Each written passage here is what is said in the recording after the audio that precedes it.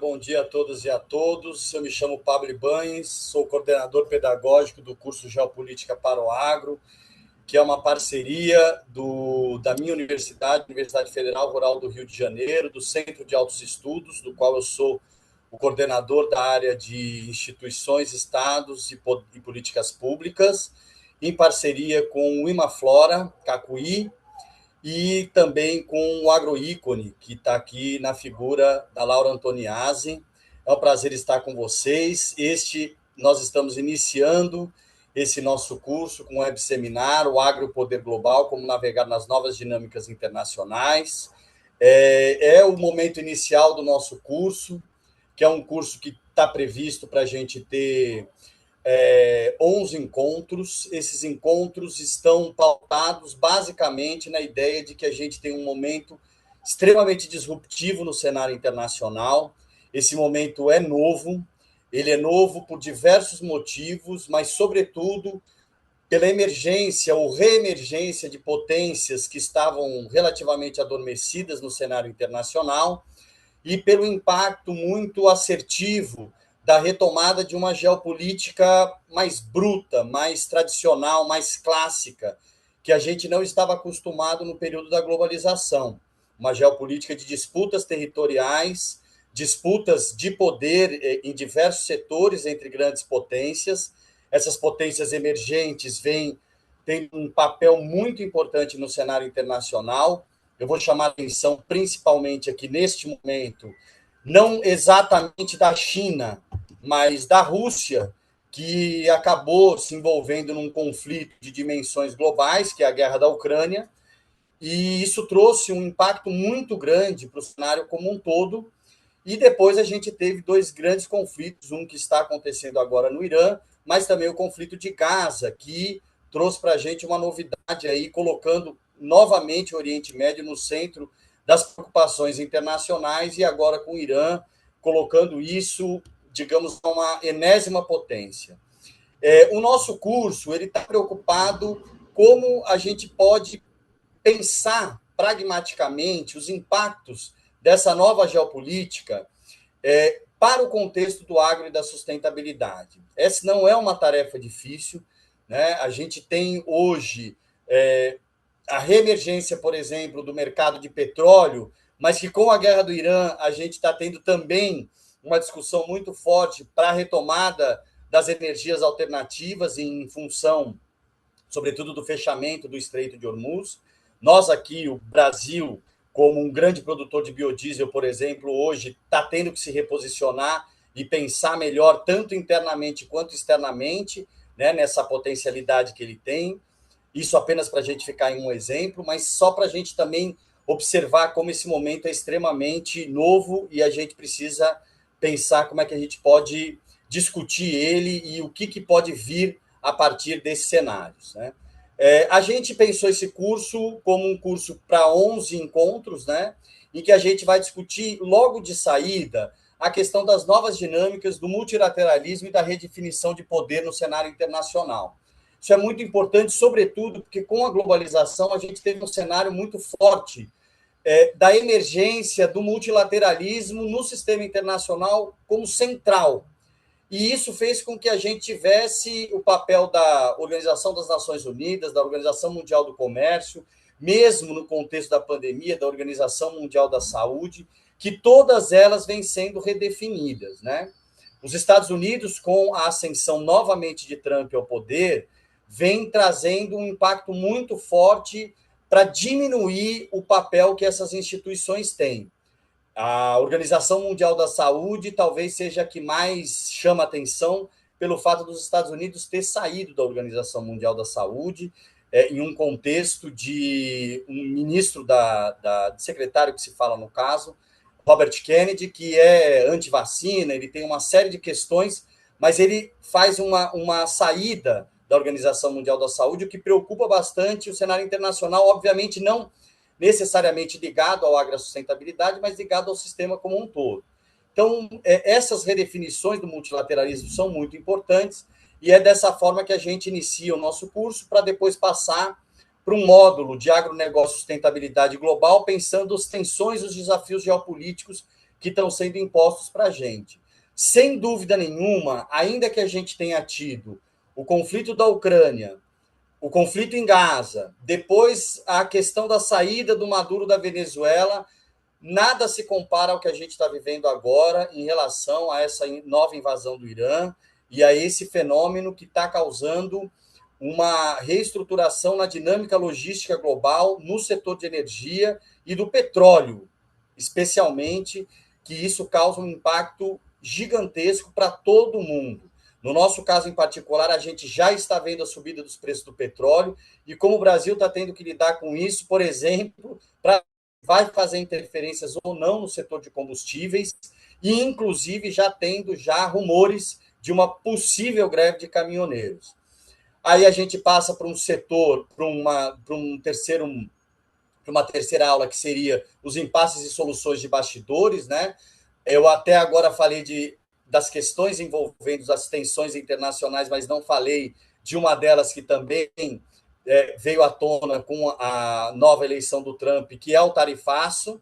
O tarifaço impactou todo mundo, impactou gente que é parceiro dos Estados Unidos, impactou inimigos dos Estados Unidos, impactou muita gente no mundo inteiro, e isso é um elemento fundamental também para ser discutido.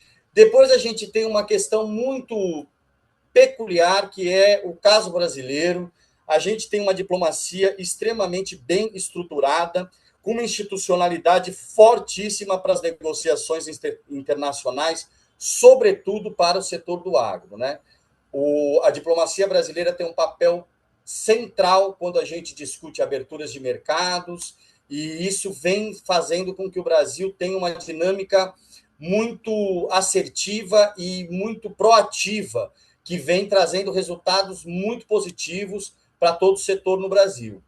A gente preparou uma aula híbrida para a China contemporânea, né? Para os elementos que estão sendo trazidos para a emergência da China como potência. A China tem uma perspectiva muito distinta, essa é uma das discussões que nós vamos fazer aqui, também aproveitando a presença do Gustavo Westphal, que daqui a pouco eu vou apresentar. E depois a gente vai falar sobre a Europa, né, os acordos de regulamentações, e, sobretudo, agora o novo acordo da União Europeia com o Mercosul, extremamente importante. O Mercosul estava adormecido na discussão nacional aqui, interna brasileira, e que volta com força a partir dessa negociação. E depois a gente passa para um momento em que a gente vai discutir a emergência de mercados, sobretudo os mercados asiáticos. A gente tem, desde o começo dos anos 2010, na literatura internacional, uma série de autores que vem chamando a atenção das mudanças da dinâmica da geoeconomia e do centro de gravidade econômico que vai caminhando cada vez mais em direção à Ásia.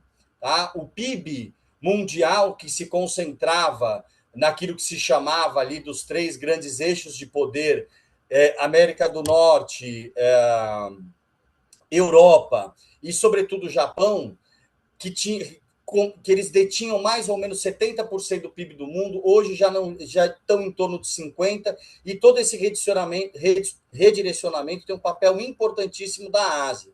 Então, pensar a Ásia com dinâmicas, por exemplo, como é o Vietnã contemporâneo, mas a emergência também de uma Índia extremamente ativa no cenário internacional, em setores muito importantes de ciência e tecnologia. Então, todo esse cenário relativo, sobretudo, à emergência da Ásia na geoeconomia mundial.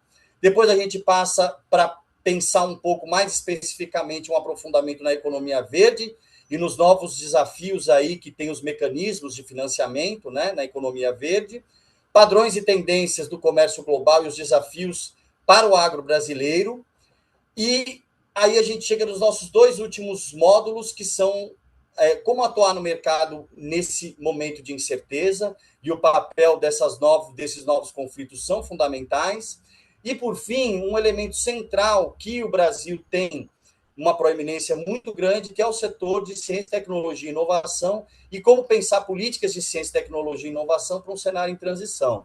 Só para a gente ficar em um exemplo, a gente sabe que a Embrapa brasileira produziu uma soja, por exemplo, que é menos dependente dos fertilizantes nitrogenados, que neste caso específico, o Golfo Pérsico é um dos maiores produtores mundiais e o fechamento do Estreito de Hormuz tem causado problemas graves para esse setor de fertilizantes. O Brasil já havia feito a sua compra, não tem um impacto tão grande para este momento, mas diversos países, sobretudo aqueles que estão localizados na zona temperada do planeta, que vão iniciar agora a sua nova safra, já estão tendo problemas e os números são bem chamativos, né? A gente saiu aí da tonelada básica em torno de US$ 160 a tonelada para mais de US$ 600, né? Causando impactos muito grandes.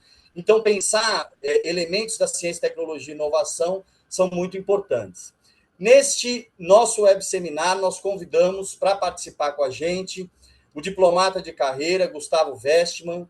O Gustavo tem um currículo extremamente extenso, ele já teve participação como diplomata, esteve como adido em Roma, depois ele passou pela Indonésia, teve participação ativa na abertura do mercado de carne por lá, depois ele esteve na Índia e hoje ele está em Brasília, na assessoria especial da Presidência da República, e ele vai também comentar um pouco com a gente aqui para a gente pensar um pouco esses cenários, e ele também é um dos professores que vai estar junto com a gente nesse nosso curso.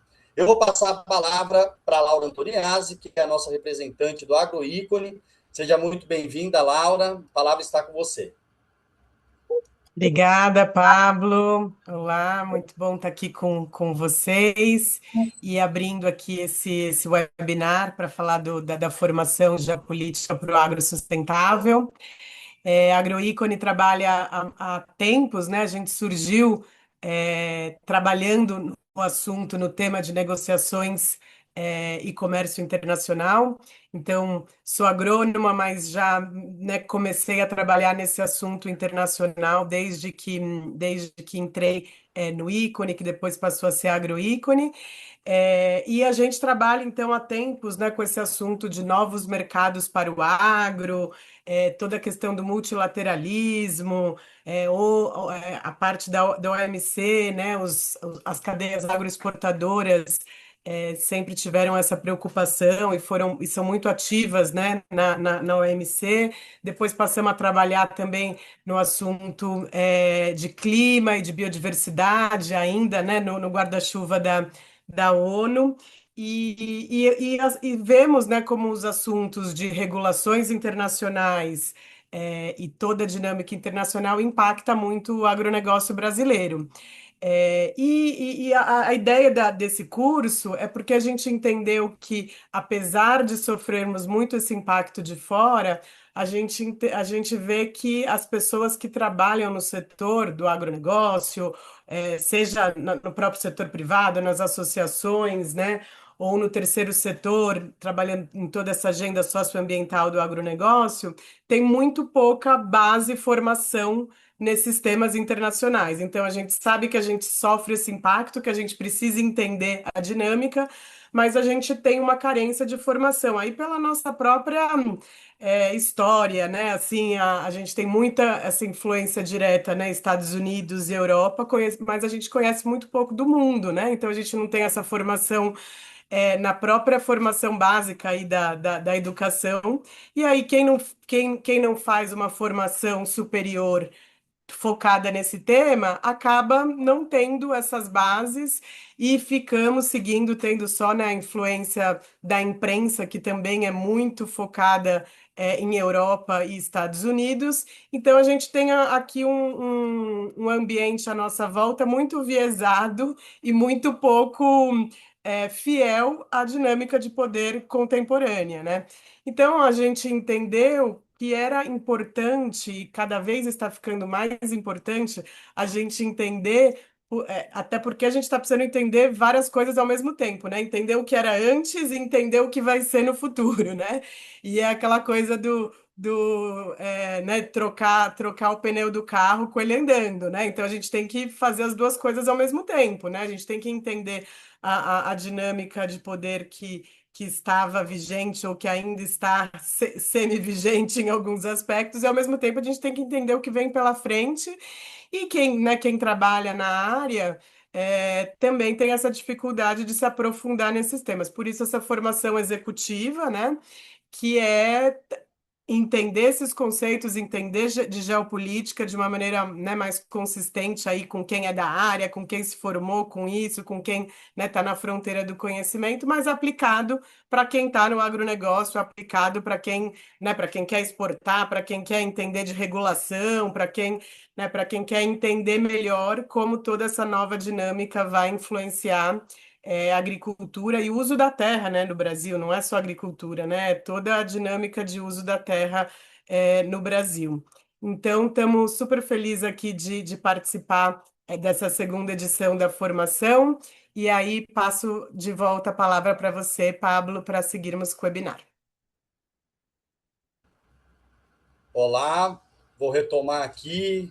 Obrigado, Laura. Eu vou começar aqui o diálogo com o nosso convidado especial, que é o Gustavo Westman, que já é um parceiro nosso aqui desde o início da nossa formação, que está na sua segunda edição. A Laura trouxe um ponto muito importante, né, Gustavo, que é a questão da geografia, né? A gente está numa geografia muito próxima ao Ocidente, e o mundo, nesses últimos tempos, ele migrou bastante, né, a sua dinâmica de poder e a sua dinâmica econômica em direção aos países orientais, né, sobretudo com a emergência da China. E a globalização trouxe um pouco essa questão de parecer que as barreiras geográficas se extinguiram. Elas não se extinguiram, elas continuam fortes, né? Elas continuam muito importantes no sistema internacional. Estar próximo dos Estados Unidos é algo que impacta na nossa vida, inclusive cotidiana, né? Mas eu gostaria de escutar você um pouco, Gus, sobre essa nova dinâmica que a gente tem no mundo, e uma retomada também de uma geopolítica mais bruta, mais tradicional, de busca por recursos, de busca por territórios, de invasões, de questões propriamente ditas clássicas, né? Aquelas questões territoriais que a gente tinha no começo do século XX. Passo a palavra para você, agradeço muito a sua presença aqui e vamos começar o diálogo. Legal, Pablo. Bom dia a todas e todos. É realmente um prazer estar de volta aqui com vocês. Quero dar um abraço especial aqui na Laura, na Mani, toda a equipe aí de Uma Flora Cacuí, muito bacana, Agroícone também, né, pela Laura. E, bom, em especial para o professor Flávio, Pablo, obrigado pelo convite, Pablo, e tenho acompanhado suas entrevistas, seus artigos aí, e eu acho que é interessante que você está trazendo uma contribuição muito bacana, Pablo, para trazer a geopolítica de volta ao centro do debate global, né? Isso é um debate que está voltando, ficou por um tempo marginalizado nas teorias aí de relações internacionais, tal, mas agora ele volta muito forte por questões que não necessariamente a gente queria estar passando, né? Mas e isso chama atenção para esse cenário disruptivo que a gente está vivendo, né? É um cenário de crise do multilateralismo, um cenário de crise da democracia, um cenário mais belicoso, de mudança na organização do poder, como você bem falou, né? O eixo do poder econômico global está se deslocando para uma nova parte do mundo ainda pouco conhecida por nós, a Ásia, mas o que é essa Ásia? O que é a Índia? O que é a China? Qual a dimensão real desses mercados e a importância desses mercados para a gente, né? Uma crise das Nações Unidas, e eu acho que é muito importante a gente falar um pouquinho sobre isso, né? Com essa crise do multilateralismo, a crise da ONU, a crise da OMC e dessas instituições, o cenário atual tem forçado diversos países a olharem muito para o seu próprio umbigo, né?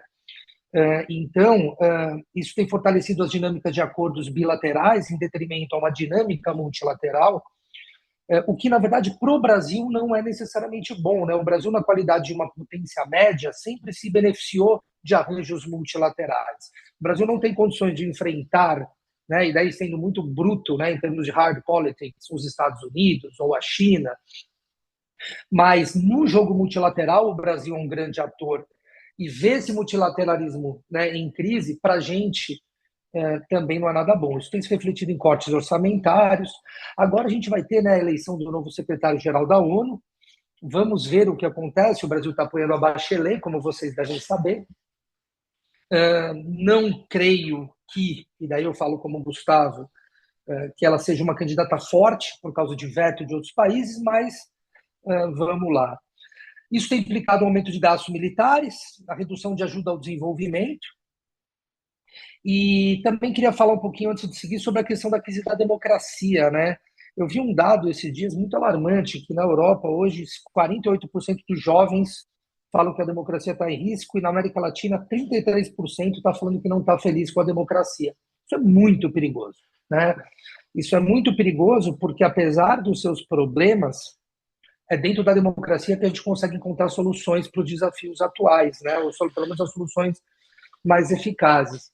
E temos que ficar atento aí, eu chamo a atenção de todas e todos para o cenário de eleições que a gente vai ter esse ano no mundo, né? Então a gente tem eleição agora em maio na Colômbia, eleição presidencial muito importante. Vamos ter as midterms nos Estados Unidos, que serão cruciais para definir um pouco o rumo, né? Para onde esses Estados Unidos do Trump vai.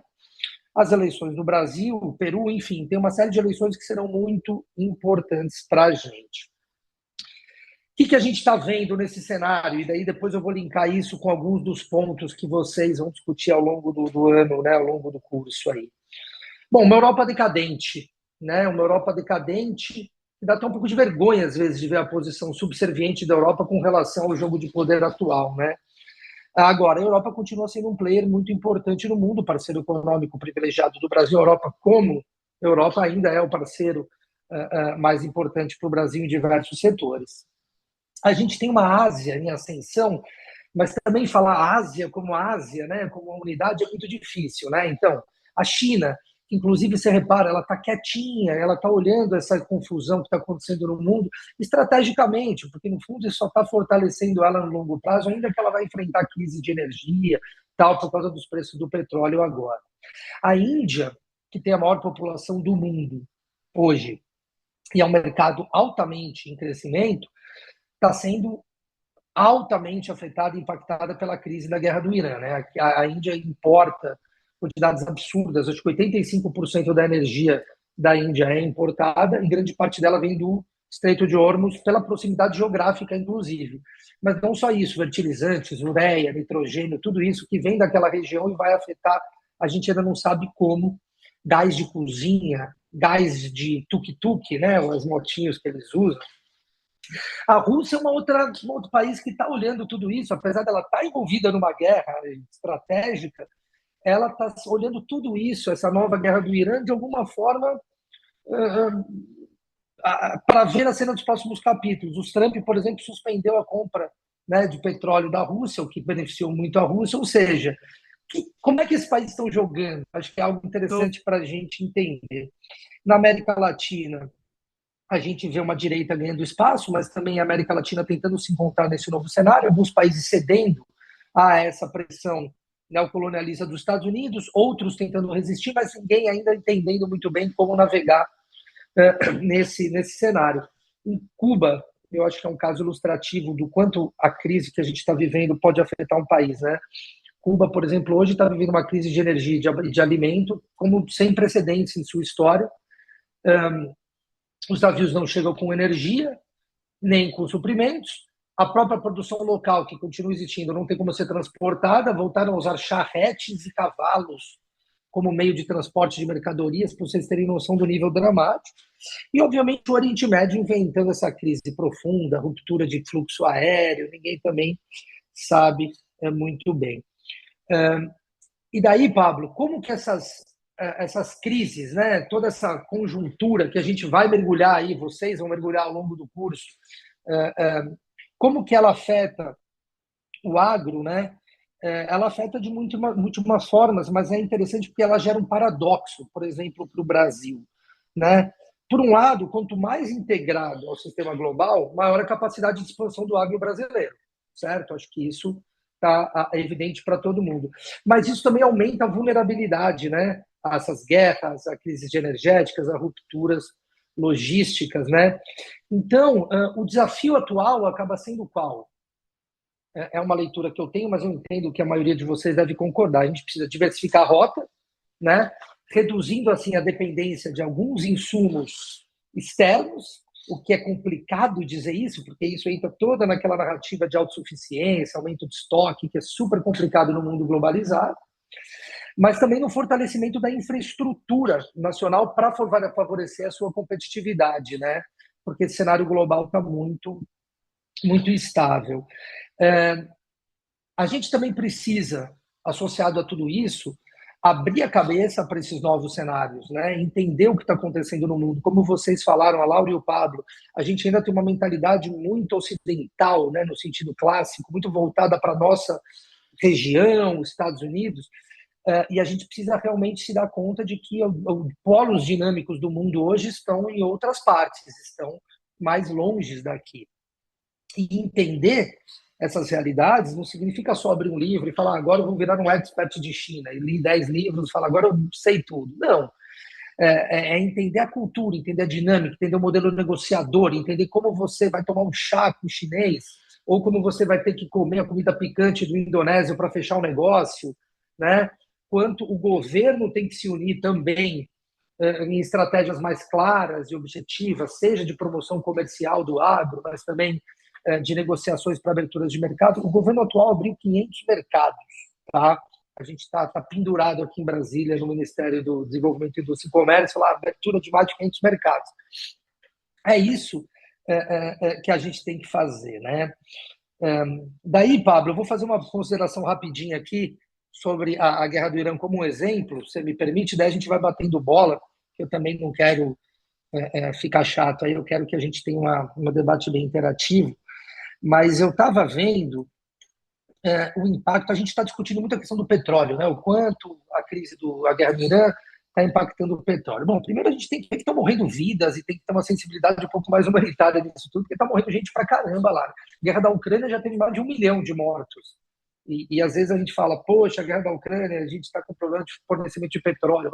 Mas tem gente morrendo também, né? E acho que esse é o foco Mas, enfim, com aquela teoria de que ultimamente cada um está olhando muito para o seu próprio umbigo,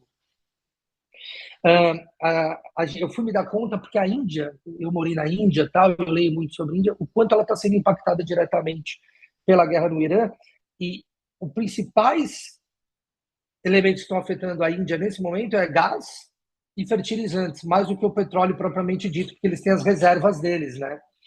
Então, o que a gente está vendo, né, com essa guerra no Irã? Bom, a gente sabe, acho que todos aí já devem ter dado uma olhada, mais ou menos 20% do petróleo mundial, né, 20% do comércio global de gás natural liquefeito, GNL, é isso, né?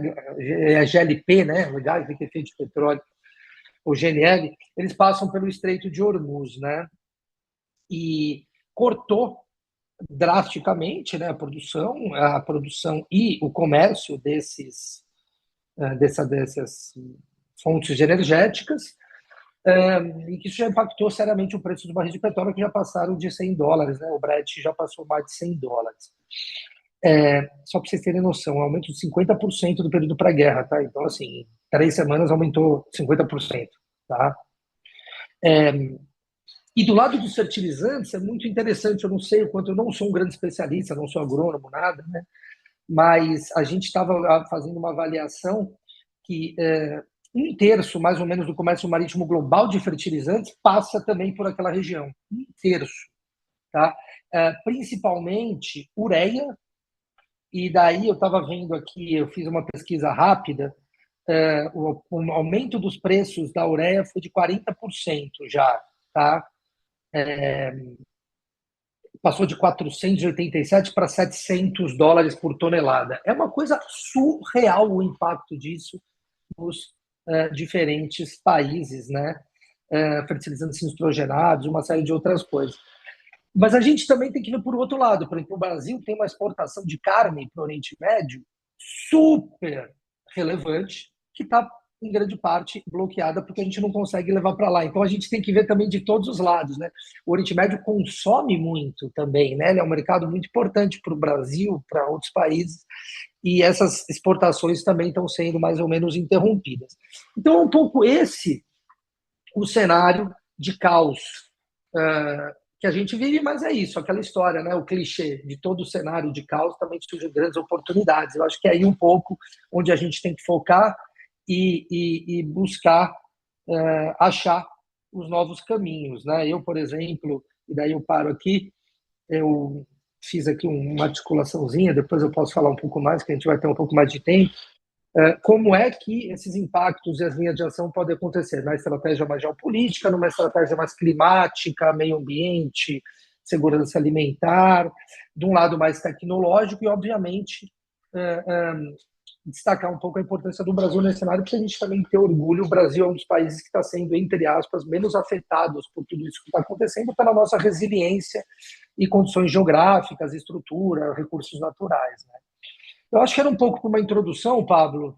Fez sentido? Fez muito sentido, né? Você está trazendo aí essa questão dos números, né, relacionados ao Estreito de Hormuz. É muito importante, né? A região como um todo, né, Gustavo, ela veio crescendo muito como um hub aéreo internacional importantíssimo, mas também como uma região de balneário, de turismo, que com ela também veio muito forte um comércio. Então, por exemplo, hoje há um impacto para os produtores brasileiros, porque os containers no mundo eles são limitados, né?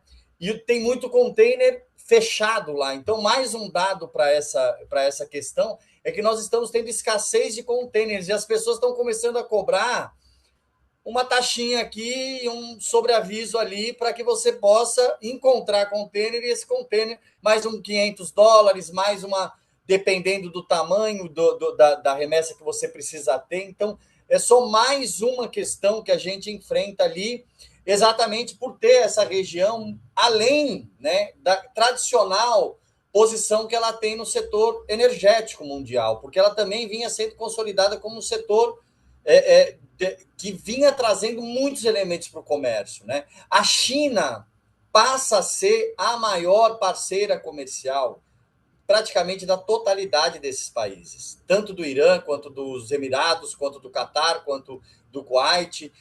Enfim, são dados extremamente importantes, porque identificam também que ali não era mais só um ponto apenas de exportação de petróleo.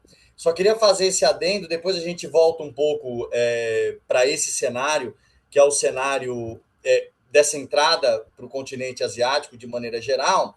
Mas eu também queria conversar um pouco, Gus, sobre a questão dos Estados Unidos, né? Os Estados Unidos vêm trazendo enormes desafios para a gente trabalhar o cenário internacional, né?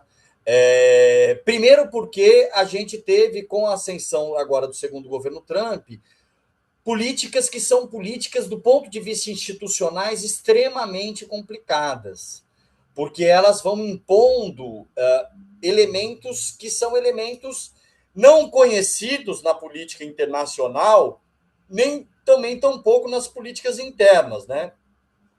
Então, os Estados Unidos passam a ter uma série de incertezas, e aí eu queria escutar um pouco de você, um pouco do ponto de vista duplo, né? Como que isso que você comentou da perda da confiança na democracia, que vem sendo corroída, de certa forma, nos Estados Unidos, quando você tem a implementação de políticas mais agressivas. O ICE é um dos exemplos em que o governo federal vai realizando essa política e tem saídas, né, para que suplante os sistemas locais, por exemplo, jurídicos, né? Prende a pessoa num lugar e joga para um outro lugar que é mais fácil para tirar o imigrante de lá, que o sistema jurídico é mais favorável. Enfim, a classe média muito, cada vez mais com problemas econômicos, estruturais, e então tem a questão da democracia em si, mas também dessa instabilidade institucional, como foi aquilo que a gente veio vivendo em relação ao tarifaço, né? Então, eu queria escutar um pouco de você a perspectiva dos Estados Unidos em particular. Legal, Pablo. É interessante você estar falando isso, que a gente está preparando uma visita do presidente Lula para os Estados Unidos, que era para ser agora em março, acabou sendo adiada para abril, enfim. Agora a gente está em um grande ponto de interrogação, quando será e se acontecerá.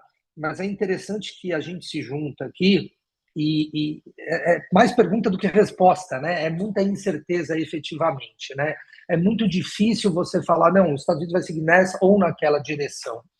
O controle democrático nos Estados Unidos caiu, ou saiu um ranking bastante importante sobre o índice de valores de democrático, o índice de democracia dos países. Dos Estados Unidos caiu 24 ou 30 posições de um ano para outro, para vocês terem noção da gravidade ou dos abusos e violações ao Estado Democrático de Direito que estão sendo realizadas dentro do próprio Estados Unidos. A gente acredita que as midterms serão um termômetro muito importante sobre os freios e contrapesos às medidas do presidente Trump, né, que são muito instáveis e acaloradas muitas vezes, né, sem exatamente uma base que a se justifique, ou às vezes eles apresentam uma base que não necessariamente está pautada em dados, né, que é mais perigoso ainda. Mas tudo isso, Pablo, e daí, linkando um pouco com o que a gente estava falando antes, tem revelado o nível de como as cadeias globais de grãos, fertilizantes e alimentos elas são vulneráveis, né? É isso, a variação de um preço aqui, uma sanção aqui, ou a eclosão de uma guerra ali, mostra não só quanto essas cadeias são vulneráveis, mas também o quanto a gente depende de muito poucos países, principalmente para fertilizantes e defensivos agrícolas, né? O quanto são muito poucos países no mundo que controlam grandes reservas, né, desses ou das matérias-primas para a gente fazer esses fertilizantes, o que cria riscos geopolíticos tremendos. Então, acho que tudo isso, né, o Trump, por um lado, e eu acho que é importante a gente ter claro, né, a gente está olhando a foto, tá, gente, de um filme. Tá? O mundo não vai ser assim. Tá? Obviamente, as nossas gerações talvez passem por um período difícil, mas se você olhar o filme, houve avanços importantes no multilateralismo, integração de cadeias de valor. Essa é uma tendência irreversível. A gente não pode mais voltar a viver fechado, autossuficiente dentro dos nossos países, achando que a produção nacional vai resolver os nossos problemas. Não é isso. Mas essa foto, ela é efetivamente muito assustadora, né? Por exemplo, falando da geopolítica dos alimentos, né? O agronegócio ele acabou se tornando um instrumento de poder global, no sentido dos países agora utilizando suas exportações, suas ervas, como influência real, né? No cenário geopolítico econômico, não só as exportações, como as importações.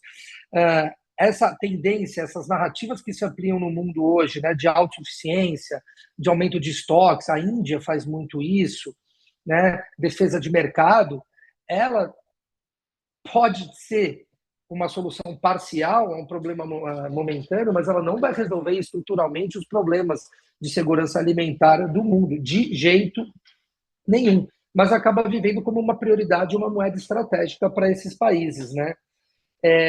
O que a gente vê, e daí eu acho que no último ano isso ficou cada vez mais claro, é uma tendência dos países buscarem se reorganizar para não é encurtar, né, essas cadeias produtivas, mas assim para reduzir os riscos, né? O que eu faço para reduzir risco? E aí você começa a fazer negociações e se meter em coisas que muitas vezes são bastante complicadas, que passam por cima de valores éticos, democráticos, por uma questão muito de racionalidade, de raison d'être, né, como eles falam, de sobrevivência, né?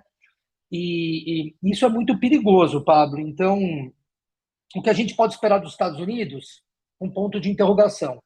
O que eu acho que a gente vai ver ao longo do ano é uma evolução da guerra do Irã e uma eleição de midterms lá que vão dar alguns sinais. O quanto essa guerra vai continuar e o quanto nos Estados Unidos a população vai continuar apoiando essas arbitrariedades e esses abusos que estão acontecendo nos dias de hoje.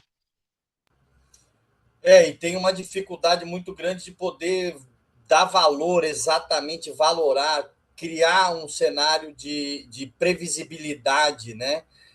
Dentro de uma crise interna num país que é tão amplo, que é tão grande, com 50 estados, divisões, né? Muito da própria política interna, né? Então, acho que é um cenário que precisa ser acompanhado, né? Agora, já que a gente já tocou nesse assunto, eu acho importante também para o público, a gente tem visto muitas análises, né, para dizer que a gente estava entrando numa era de uma nova Guerra Fria, em que a gente teria, digamos assim, esse lado, que é o lado quando a Rússia e a China anunciam uma parceria sem limites nos Jogos de Inverno, mas que quando a Rússia entra no conflito com a Ucrânia, essa parceria não foi tão sem limites assim. Então, a gente não viu a China participando ativamente como uma provedora de insumos militares, que ela vem desenvolvendo muito, né? É importante que se diga que hoje a China tem um gasto militar extremamente alto, crescendo todo ano, que é complexo, misturado com as suas indústrias também, né? Então, na produção de tecnologias militares, mas que também tem o caimento para os setores civis. Então, essa ideia de uma nova Guerra Fria me parece um pouco precipitada. E aí a gente, se tem de um lado essa questão da Rússia e da China, se fosse do outro lado a Europa e os Estados Unidos, ontem a Europa já deu sinais de que não tem interesse de entrar nesse conflito da Ucrânia, dizendo que não foi convidada, que não foi consultada, né? Então, eu acho que uma das coisas importantes é um pouco essa perspectiva que esse mundo tem apresentado para a gente. A gente tem potências que têm se apresentado de maneira muito radical e efetiva do ponto de vista bélico, com incursões militares, mas a gente não tem visto necessariamente um contexto de alianças tão amplos assim, né? E tão assertivos como foram os contextos da Guerra Fria, que você tinha a constituição de alianças militares, como foi o Pacto de Varsóvia e a OTAN, mas isso. Então, eu gostaria de escutar um pouco, sobretudo para você que morou na Índia, se você entende que essa ideia do crescimento de políticas voltadas para os interesses nacionais estarem mais assertivas do que necessariamente a indicação de um mundo em que a gente teria um mundo claramente polarizado em polos de poder e que isso definiria os rumos, sobretudo no curto e médio prazo. Olha, Pablo, é uma questão, uma provocação super complexa, né? Eu concordo contigo, eu não acho que a gente está falando numa nova Guerra Fria. Acho que o conceito da Guerra Fria ele se aplicou a um momento histórico que passou, né? Hoje a gente tem uma realidade, por exemplo, na qual a China não interessa se meter diretamente nesses conflitos que estão acontecendo. Para a China, deixa que o Ocidente se imploda, entendeu? Ela está ganhando com isso, sabe? A própria Índia jogando, agora a Índia fez um acordo com o Irã, ela está conseguindo comprar petróleo, ela conseguiu comprar 15 tankers, tá, que estão chegando. Na Índia está chegando ali petróleo do Irã. Como que está chegando? Como é que passa no meio das minas? Ninguém sabe. Você também não lê isso nas notícias. Mas é um novo arranjo. O Putin, por exemplo, eu estava olhando, enfim, algumas notícias sobre o Putin, e daí eu entrei naquele loop que cai, né, no algoritmo lá, daí botava o Putin como um cara fodão. Gente, todo mundo tem um medo do Putin que você não imagina, sabe? Eu vi lá um encontro dele com o Macron, com o rei da Inglaterra ali. Nossa, os caras têm medo do Putin, sabe? É impressionante. Mas o que a gente vê, Pablo, é por isso que eu não acredito numa terceira guerra mundial nos termos que a gente viu antes, até porque o conceito de guerra mudou muito, né? Isso é um idealismo meu, vocês podem ter outra opinião, tal, mas eu acho que o mundo, a gente não pode esquecer também, gente, a gente fala aí agora Irã, Ucrânia, mas a África, por exemplo, o pau tá comendo na África, tá? Tem guerra para todo lado. O negócio está realmente muito sério.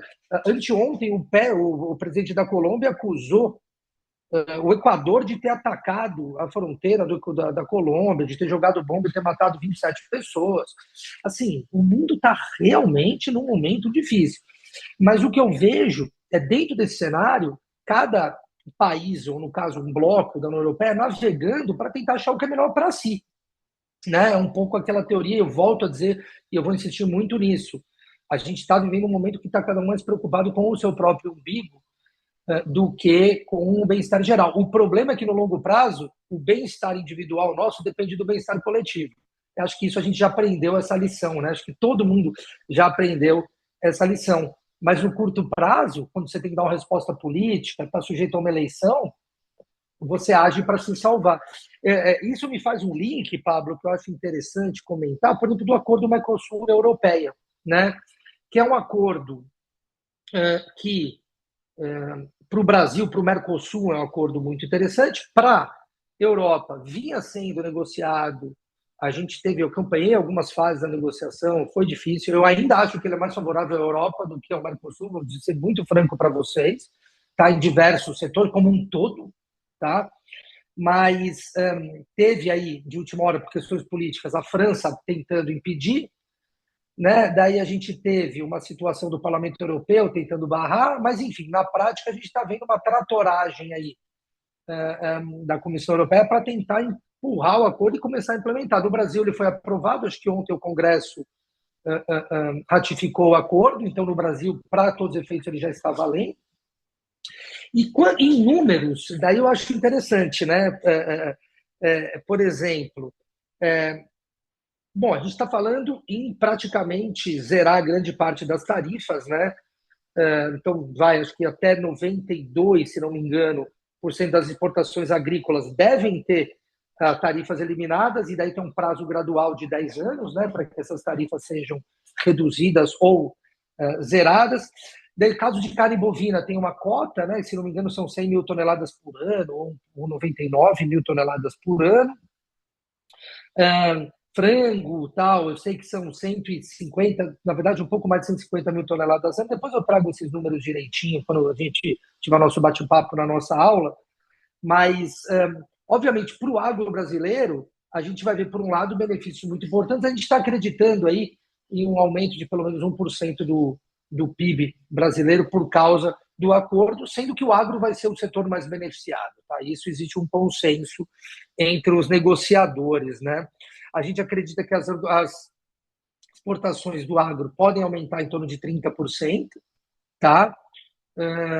É muito expressivo isso, a gente tem que ter muita clareza, mas a gente também não pode esquecer que, ainda que a gente vá ter ganhos, por outro lado, também vão ter custos de adaptação, e isso vai afetar muito o agro brasileiro, né, que são bem mensuráveis para a gente entrar em conformidade com as regras e critérios do mercado europeu, né? Então, a gente está imaginando aí que a gente vai ter que começar a fazer rastreabilidade, certificação, uma série de variáveis que vão exigir custos importantes para a gente. No final, a gente ainda acredita que o agro vai sair ganhando, tá? Mas é importante ter em mente que isso pode gerar uma otimização, uma melhoria até do nosso agro, né? Mas a gente também tem muita cautela com as medidas que estão sendo cada vez mais amplamente utilizadas no mundo hoje, como é que você fala, né? A gente costuma falar em barreiras não tarifárias, né? E ambientais, assim, que muitas vezes são colocadas simplesmente para criar uma barreira ao comércio e não necessariamente para gerar um impacto positivo no meio ambiente, né? Então a gente tem que ter muita cautela com isso. Eu acho que a gente conseguiu, nas negociações, equacionar isso de uma forma bastante importante, mas a questão não está resolvida não, e a gente vai ter, ao longo da implementação desse acordo, desafios muito grandes nessa área. Você tocou num ponto, Gustavo, que foi a questão da infraestrutura, né? A nossa região, aí eu acho que tem dois pontos assim que a gente mistura aqui. A gente está um pouco já se encaminhando aqui para o final, mas acho que tem alguns pontos muito importantes para a gente conversar. Um muito específico, que é esse nosso contexto regional, que tem se mostrado muito desarticulado. Eu não sei se você partilha dessa visão, mas é uma região que está ainda muito desarticulada do ponto de vista político, questões internas, questões de não ter uma liderança claramente regional definida e que seja capaz de criar uma convergência dos interesses, né? Mas dentro desse ponto, por exemplo, a gente tem uma perspectiva que é o Brasil, por exemplo, podendo ter uma saída para o porto de Xangai, no Peru, né? E aí toda a questão que você vem envolvendo de infraestrutura. E aí eu acho que esbarra um pouco na questão do nosso orçamento,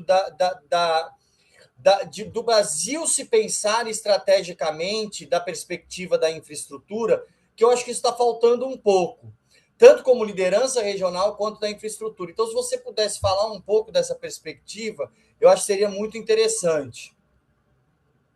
Legal, Pablo. E olha, isso não foi combinado, não, mas é uma pergunta que, particularmente, quando estava preparando um pouco o material aqui para essa aula, eu dei uma atenção especial para a questão do impacto da logística, né, no papel do Brasil no cenário global.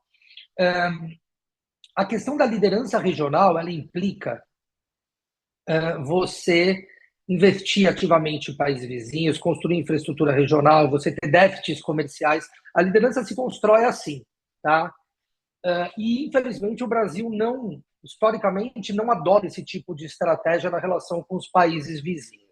Isso tem gerado um déficit de infraestrutura, mas também um déficit de liderança. O Brasil, por natureza, é um líder regional, é claro que ele é uma potência regional, é claro que é. Mas a gente precisa fazer muito mais para isso. Agora, para fazer muito mais para isso, a gente precisa de um consenso interno, e ainda é muito difícil você justificar dentro do eleitor brasileiro que a gente vai botar, sei lá, 1 bilhão para fazer uma estrada que vai chegar no Peru. Você fala, mas peraí, com 1 bilhão você resolve o problema aqui da fome, enfim. São esses argumentos que eu vivo diariamente, né, cuidando da área de política externa dentro da presidência da República, que tem um processo muito difícil de equacionamento. Mas falando de logística propriamente dita, eu levantei os dados aqui.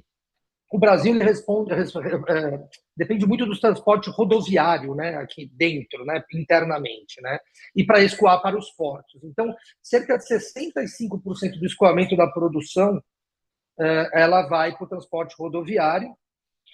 E, em média, o custo logístico ele representa 20% do valor final dos alimentos, só para dar um, né, para falar de. Mas isso pode ser muito maior dependendo da localização onde os alimentos, ou as frutas, ou, enfim, a pecuária está sendo realizada e produzida. Mas, ainda assim, o Brasil, dentro da cadeia global, ele é um player impressionantemente eficiente, por incrível que pareça, porque a gente exporta quantidades massivas de produtos de baixo valor agregado que ocupam muito espaço. Você falou em container, né? Então é soja, é gado. Isso ocupa espaço, né?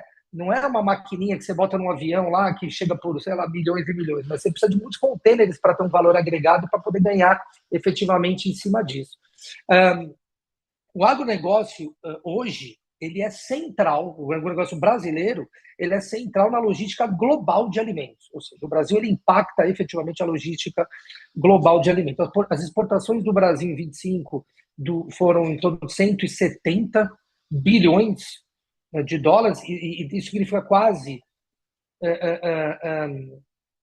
50% das exportações brasileiras, né, tem o valor vem do agro. E para isso a gente precisa de uma cadeia muito, muito estruturada. Mas é isso, essa cadeia é muito dependente do aspecto logístico. Então, ainda que eu falei do aspecto rodoviário, mas isso depois entra na questão das rotas marítimas, né, nos custos de transporte marítimo. Eu estava falando com os colegas que exportam fruta, que é muito perecível, né? E está todo mundo desesperado, seja pela questão dos contêineres que você falou, pelo aumento do custo, a menor oferta de embarcações para poder transportar esses produtos, ou seja, o impacto disso, enquanto você está produzindo fruta, a princípio para exportar, você vai fazer o quê com esse monte de fruta, né? A gente estava discutindo, até isso foi discutido muito durante a guerra do início da guerra da Ucrânia e depois do tarifaço do Trump, por exemplo, formas alternativas de tentar realocar uma parte dessa produção para, sei lá, escolas brasileiras, fazer compra pública para pelo menos as escolas brasileiras comprarem. Mas o preço não dá nem para comparar com o preço que você exporta uma manga com o preço que você vai vender a manga para uma escola pública para alimentar os estudantes, entendeu? Então, outra coisa importante, o Brasil ele importa 85% dos fertilizantes que ele produz, que ele utiliza, perdão, tá? Aproximadamente 41% da ureia que o Brasil importa passa por rotas estratégicas como o Golfo, tá? O preço dos fertilizantes já registrou agora no mercado internacional um aumento de 20%, tá? Ou seja, tudo isso afeta o Brasil de formas impressionantes. A gente precisa, sim, levar um pouco mais a sério a questão da logística, da nossa infraestrutura. Agora, para isso, a gente precisa de ajustes que passam pela política interna. Na verdade, a gente precisa tomar vergonha na cara, né, gente? No fundo é isso, falando de uma forma bem chula mesmo, né? às vezes é bom também falar o que a gente pensa, né? Eu estava aqui discutindo, e daí também encerro essa intervenção aqui, a gente estava falando um pouco do Plano Safra, né? Que tem o Plano Safra da agricultura empresarial e da agricultura familiar, né? E os impactos, os volumes, os valores. Mas daí, quando você vai e pega a implementação disso, ainda que seja uma política maravilhosa, fantástica, você começa a ver os defeitos, você fala, poxa, sabe, que palhaçada. Mas precisamos levar muitas coisas muito mais a sério. E, efetivamente, o fortalecimento, né, da infraestrutura para manter a competitividade nesse cenário internacional cada vez mais instável é parte fundamental das estratégias que a gente vai ter que desenvolver agora. Muito bom. Quer fazer algum comentário, Laura?